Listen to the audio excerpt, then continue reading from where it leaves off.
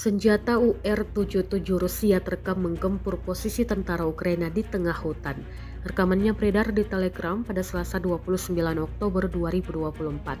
Dalam keterangan unggahan disebutkan sistem pembersihan ranjau roket self-propelled UR-77 Meteorit yang dijuluki Snake Grenades oleh pasukan diciptakan untuk membuat jalur di ladang ranjau termasuk selama pertempuran. Kali ini sistem tersebut melakukan apa yang biasa dilakukan para pencari ranjau secara manual, yaitu mempertaruhkan nyawa mereka dengan menembaki posisi tentara Ukraina dan jebakan ranjaunya. Rekamannya pun menuai berbagai komentar dari warganet.